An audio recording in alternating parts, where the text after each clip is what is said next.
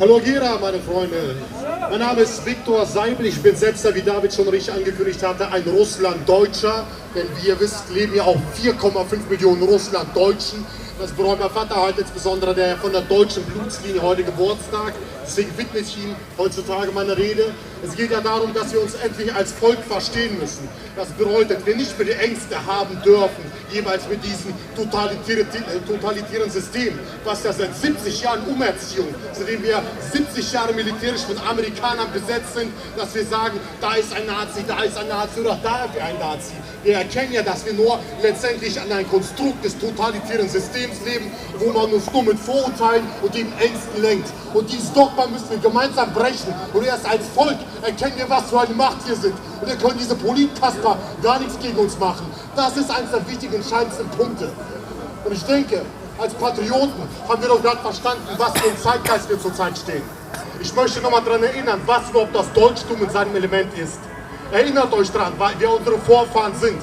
Meine Verwandtschaft ging vor 300 Jahren aus Hessen, damals nach Russland, und wir sind 1994 wieder zurückgekehrt. Wir haben unsere deutschen Wurzeln nicht vergessen. Und wir stehen genauso Seite an Seite mit dem deutschen Volk, um gegen diese korrupte Kasperpolitik zu kämpfen. Ich denke, das ist eine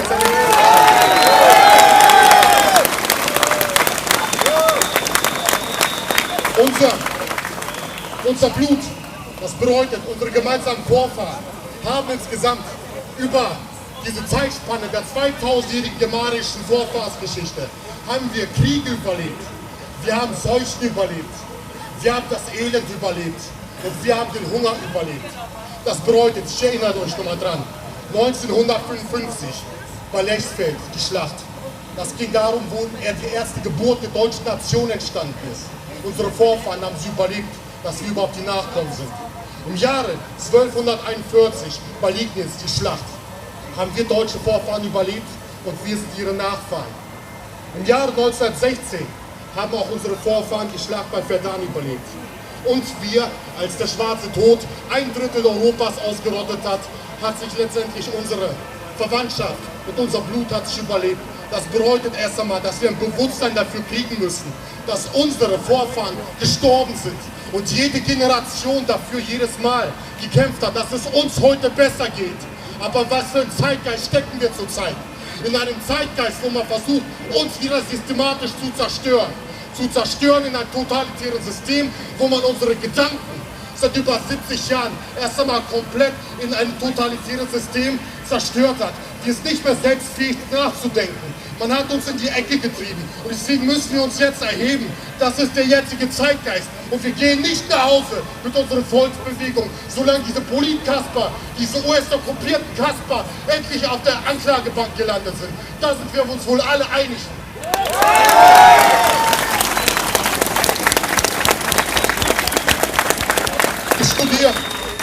Ich studiere Lehramt, das bedeutet, ich werde ja öfters mal angesprochen, Viktor, hast du da nicht Angst, wenn du später als Lehrer tätig bist, da du durch die Regierung aufgewandt bist? Ich sagte natürlich nein, wir sind ja nicht irgendwelche Rechten oder Nazis, wir sind Konservative.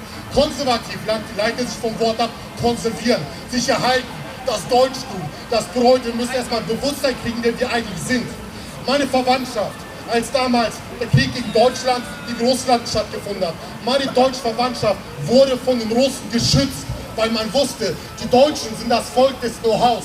Die sind was Besonderes. Das bedeutet, mein Opa und meine restlichen deutschen Verwandtschaft hat man letztendlich geschützt in einem Zeitgeist, wo es auch kein Verbrechen mehr war, deutsche Zivilisten zu töten. Und ich denke, das ist jetzt zu verstehen, dass wir nach 70 Jahren wieder die Deutschen und die Russen gegeneinander aufgehetzt wurden. Das bedeutet durch eine US-okkupierte Politik. Denn die Merkel hat vor 1,5 Jahren eine Militärdoktrin gegen Russland geschlossen und für die amerikanischen Interessen sollten unsere deutschen Soldaten Anhang der NATO in den Krieg ziehen. Auch dagegen sagen wir nein. Wir sagen, wir möchten Frieden in Europa. Frieden in Europa, denn die Amerikaner haben den Krieg zu uns gebracht.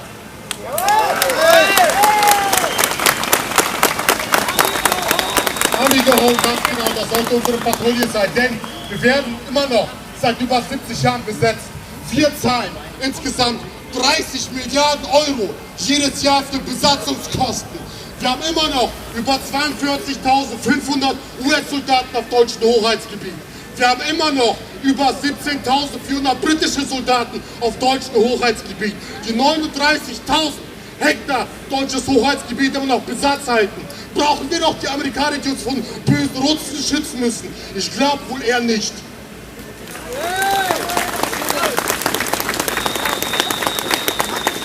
Und als Konservative möchte ich euch ganz gern einen deutschen Nationalökonom und jeweils Soziologen zitieren, Max Weber. Er sagte: Auch unsere höchsten und letzten irdischen Ideale sind wandelbar.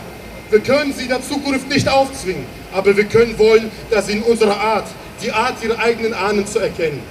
Und wir vermöchten nach Jahrtausenden den Grab zu entsteigen, so wären die fernen Spannen unserer eigenen Wesens, nachdem wir im Antlitz die Zukunftsgeschlechter forschen würden. Ich möchte, dass wir uns erstmal ein Bewusstsein darüber kriegen, wer wir eigentlich sind. Denn wir leben ja, wie gesagt, in einem totalitären System, wo letztendlich ja jede kritische Stimme sofort diffamiert wird.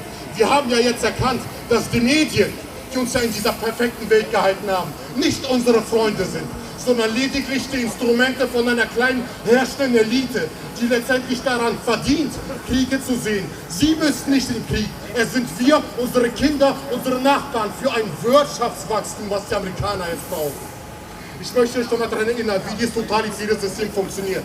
Die Antifa. Was ist dann die Antifa? Sie meinen, sie wären Antifaschisten. Ein Antifaschist ist man, wenn man letztendlich im Herzen Antifaschist ist. Aber nicht, wenn man sich gegen eine freie Meinungsäußerung auf eine Gegenkundgebung mobilisieren lässt, nur um zu stören und eben einen Menschen zu stören, die jeweils eine freie Meinungsäußerung haben müssen. Das ist entscheidend. Denn diese Finanzierung findet ja von diesem Politkaspern ja statt. Ich möchte mit euch das ganze totalitäre System in seinen Elementen mit einfachen Beispielen entkleiden. Ein paar Beispiele. Mordfall Dresden, Khalid Iris. Sofort gingen ja jeweils die Grünen und die Linken auf die Straße mit Antirassismus-Protesten gegen Fremdenfeindlichkeit. Und wer hat am Ende den Mordfall verübt?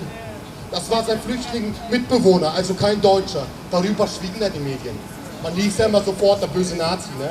Weiter, Brandanschlag in Niedersachsen, Salzenhemmersdorf. Da hieß es genauso, die bösen Deutschen, diese Fremdenfeindlichen, was machen sie nur dort? Und wer war es am Ende gewesen? Ein 22-jähriger Syrer. Weiteres Beispiel, Brandanschlag im Asylantenheim Ingolstadt. Da hieß es auch wieder, die bösen Deutschen wollen keinen aufnehmen, keine Asylantenheime. Wer war es wieder gewesen? Es war letztendlich ein Afghane. Weiteres Beispiel, brennende Container in Hamburg, da hieß ja auch wieder, die Deutschen, die möchten keine Asylanten haben, sind alle böse Nazis. In Wirklichkeit war es auch ein sehr junger Afghaner, der selbst jeweils das entzündet hat. Und wie wir das auch erkennen können, damit letztendlich sowas Bestand hat wie die grünen Kakerlaken oder die Linken, gibt es ja auch zum Beispiel den Vorfall, dass Hakenkreuze geschmiert worden sind in Thüringen. Wer wurde dafür verhaftet? Eine Grünen-Politikerin mit dem Namen Janette Lutz. Man schafft ein Feindbild, was gar nicht funktioniert. Dieser Phantomfeind Nazi existiert in dem Sinne gar nicht. Es gibt keinen deutschen Faschismus im Blut.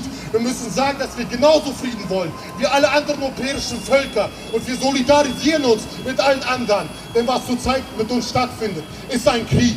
Ein Krieg, der schon davor richtig klassifiziert wurde. Wer sind jeweils die Akteure, die uns diese Flüchtlingsströme bringen? Es waren die Amerikaner, die 7 Kriege jeweils entfesselt haben. Und die ganzen Flüchtlingsströme, von wem werden sie nach Europa gelenkt? Von amerikanischen Nichtregierungsorganisationen. Wir befinden uns zurzeit, dass die Amerikaner uns den Europäern den Krieg erklärt haben. Wir kennen auch diesen Wirtschaftskrieg in Bezug zum VW-Skandal, wo über 29 Milliarden abgesagt wird. Und wir sehen uns den Krieg geführt. Und wie wir auch hörten jeweils, Oktoberfestanschlag 1980 hat er auch zuletzt gemeint, ja, der Sigmund Gabriel, die böse rechte Gefahr, aber das war ja damals nicht mal ein Nazi. Heute weiß man, dass dort eine Gladio-NATO-Armee jeweils einen Anschlag verübt hat. Das bedeutet, um dieses totalitäre System in seinem Element zu zerstören, ist das wichtig, dass wir die Angst verlieren. nicht mehr uns per Vorurteile und Ängste jeweils lenken lassen, sondern für unsere Interessen, für unsere Überzeugung auf die Straße gehen. Denn es müssen uns wieder als eine solidarische Gemeinschaft jeder verstehen. Wenn eine Einheimische hier durch diese unkontrollierte Zuwanderungsflut vergewaltigt wird, muss es uns alle betreffen, uns einem Herzen antun. Denn morgen kann das jemand aus deiner Familie sein. Dafür müssen wir uns gemeinsam erheben. Neue Solidarität. Widerstand natürlich. Widerstand. Widerstand. Widerstand. Widerstand. Widerstand. Widerstand. Widerstand. Und wie wir zurzeit ja erleben, funktioniert ja auch nichts mit dieser EU-Kasperlei. Denn wer nimmt wie viele Flüchtlinge auf? In Polen nimmt man nur 2000 Flüchtlinge auf mit christlichem Hintergrund. In Ungarn 41.000. Die Briten sagen, wir nehmen nur 20.000 auf, aber nur über eine Frist von 5 Jahren. Und wir haben hier zurzeit über 1,5 Millionen. Und wir müssen alle immer wieder aufnehmen, weil Deutschland und die germanische Geschichte auf 12 Jahre hinter Deutschland immer wieder reduziert wird. Das ist falsch und das ist eine Unterdrückung.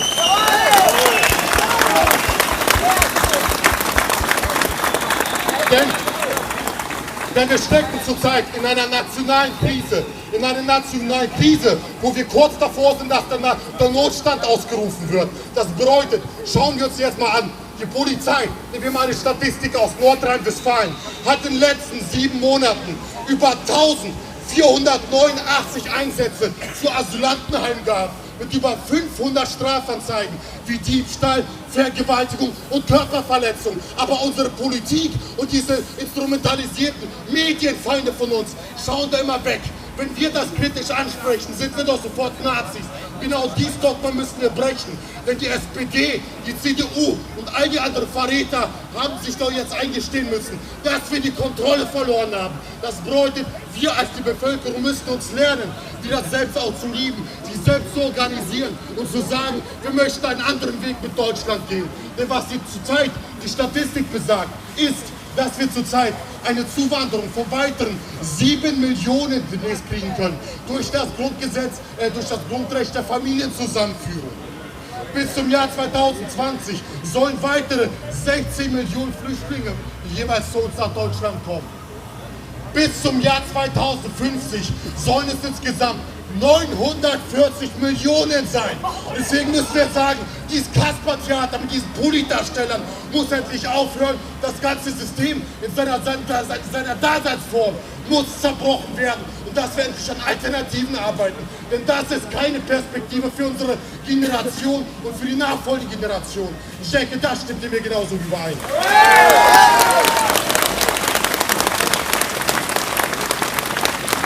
Auch was die Kosten angeht. Wir in Deutschland oder die Deutschen in seinen Elementen sind ein arbeitstugendes Volk. Die Deutschen lieben die Arbeit. So kannte es auch meine Verwandtschaft, die ja 300 Jahre lang in Russland gelebt hatte. Aber was für einen Mindestlohn haben wir denn hier? 8,50 € Wie kann das dann sein, wenn wir der Wirtschaftsmotor Europas sind? Zugleich würde man den Mindestlohn in der Schweiz einführen, würde er bei 18,50 € liegen. Und dabei wären nur 9% davon betroffen. Also erkennen wir doch, dass wir schon seit 70 Jahren unterdrückt werden. Unterdrückt, um jedes Mal die Preise, um die Löhne unten zu halten. Denn diese Profiteure von diesen Flüchtlingsströmen sind immer wieder nur kleine einzelne Eliten. Konzerne. Wir leben ja in keiner Demokratie, wie man das uns erzählen will, sondern wir leben alleinig in einer Wirtschaftsdiktatur. Ich denke, auch das hat jeder verstanden.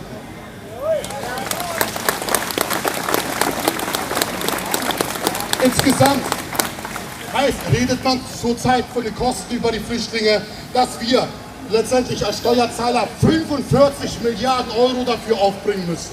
Das heißt, 15% des deutschen Bundeshaushaltes sollen rausgeworfen werden. Diese Kasper, die da oben sitzen, die können sich immer wieder nur verschulden. Aber auf wen werden die Kosten übergewälzt? Auf uns.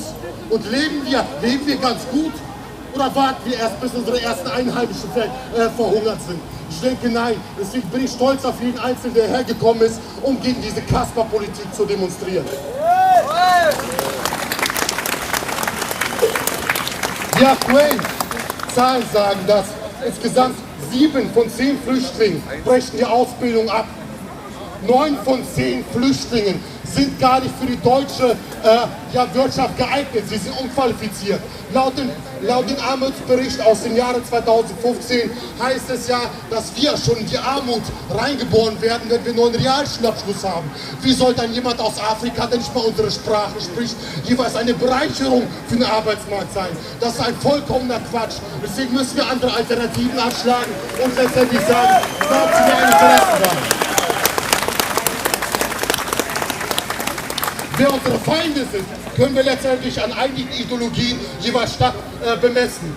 Ich werde euch mal ein biblisches Zitat der Grünen vorlesen, damit wir es erkennen, wer letztendlich die Unterdrücker sind in diesen Herrschaftsklassen. Joschka Fischer, derjenige, der seine Werte ja verkauft hatte mit der Grünen Partei, sagte, Deutschland ist ein Problem, weil die Deutschen fleißiger, disziplinierter und begabter als der Rest Europas sind. Das wird immer wieder zu Ungleichgewichten führen. Dem kann aber gegengesteuert werden, indem so viel Geld wie nur möglich aus Deutschland herausgeleitet wird. Es ist vollkommen egal wofür, es kann auch radikal verschwendet werden. Die Hauptsache, die Deutschen haben es nicht und schon ist die Welt gerettet. Ist das eine Politik, die letztendlich unsere Interessen, unsere nationalen Interessen als Volk jeweils bestimmt ist? Ich denke nicht, dass es Hochverrat, wie letztendlich auch die Merkel und die restlichen Regierungskasper jeweils fortführen.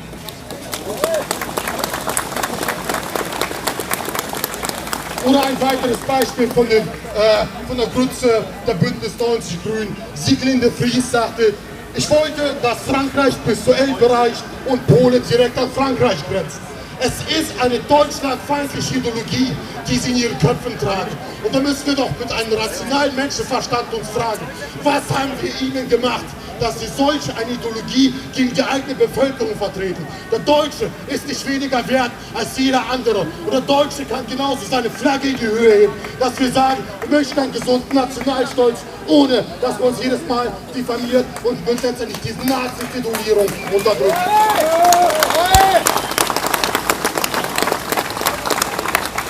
Um euch nicht zu überbelasten, möchte ich nur mal sagen, was ich mir persönlich an Alternativen überlegt habe. Für erst einmal, wie wir diese Flüchtlingskrise meistern. Mein Vorschlag wäre es, Besatzer raus und die über 253 Militärkasernen, die die Amerikaner auf dem deutschen Hoheitsgebiet haben, da müssen wir die Flüchtlinge reinstrecken, nicht bei den Einheimischen, wo immer mehr Übergriffe und Sexualdelikte stattfinden, Raubdelikten. Und wir haben zurzeit in Deutschland die höchste Einbruchsrate in der deutschen Geschichte. Nur weil die Medien drüber schweigen, heißt es ja nicht, dass es nicht passiert. Da müssen wir in diese Richtung gehen. Und ein weiteres Beispiel. Der Bund zahlt pro Flüchtling 670 € an eine Gemeinde. Würden wir aber den Flüchtlingen, wie auch schon die Marie Le Pen damals sagte, von der Nationalen Front vor Ort helfen, wäre schon mit nur $30 am Tag eine Versorgung fertig. Das bedeutet, wir zahlen und schmeißen das 24-fache an Geld weg, um letztendlich diese Flüchtlinge, die wir eigentlich für unsere Arbeitswelt nicht gebrauchen können, wie die Merkel sagt, in die Kommunen zu integrieren. Es ist eine falsche Politik. Wir müssen eine neue patriotische Linie einschlagen.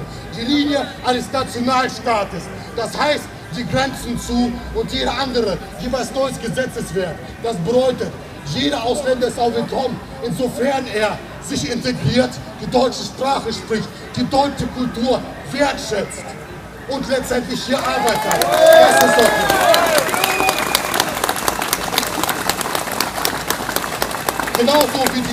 genauso wie die direkte Demokratie. Diese Kasper da oben sehen, dass wir auf der Straße sind. Und wir gehen nicht weg, bis wir auch nicht diese direkte Demokratie haben. Ganz nach dem Schweizer Modell. Die Schweizer haben das dann ihr Schweizer Demokratiemodell, die direkte Demokratie. Sie haben eine Steuergerechtigkeit und ihre Armee wird nicht mit irgendeiner NATO-Geschichte zweckentfremdet, um für irgendwelche Fremdinteressen zu kämpfen. Auch das verlangen wir, dass wir sagen, wir als Deutsche möchten an Deutschland von morgen allen anderen Völker auf derselben Augenhöhe begegnen und uns nicht mehr weiter jeweils besetzen lassen. Bildung, Bildung, Bildung. Und nochmal, wenn wir von nationalen Interessen reden, müssen wir uns nicht dafür schämen. Es ist nichts Böses, wenn man national denkt. Denn zum Beispiel haben wir zurzeit ja diese Konzernherrschaft, wo letztendlich unsere eigene Produktion, wir als Deutsche sind ein untergehendes Volk, mit einer demografischen Geburtsrate von 1,3 Kinder. Das bedeutet, wenn wir eine neue Politik haben wollen, die die nationalen Interessen jeweils fördert, müssen wir sagen, wir müssen Anreize wieder setzen, dass das Familienbild in Deutschland gewahrt wird. Das bedeutet, wie in Russland zuletzt, dass man hohe Zuschüsse und die eigene Geburtsrate der Deutschen ankurbelt. Und da ist nichts Schlechtes dran und nichts Böses. Und ein letztes Zitat, was ich euch darbieten möchte, ist auch jeweils von Bismarck.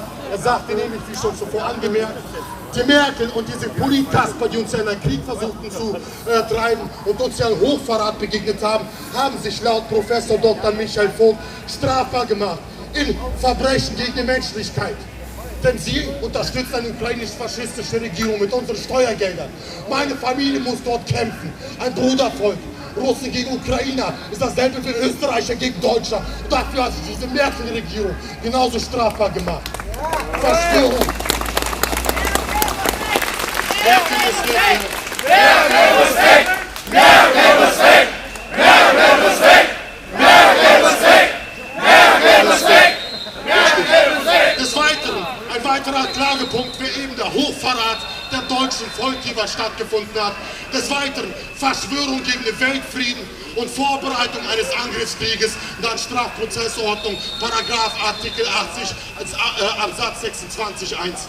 Ich möchte euch nochmal im Zitat des Deutschtums nochmal Bismarck zitieren, der sagte nämlich, ich habe einen Lieblingsgedanken in Bezug auf den Friedensschluss. Das ist ein internationales Gericht niederzusetzen, das die aburteilen soll, die zum Kriege gehetzt haben. Zeitungsschreiber, Deputierte, Senatoren und Minister. Dankeschön.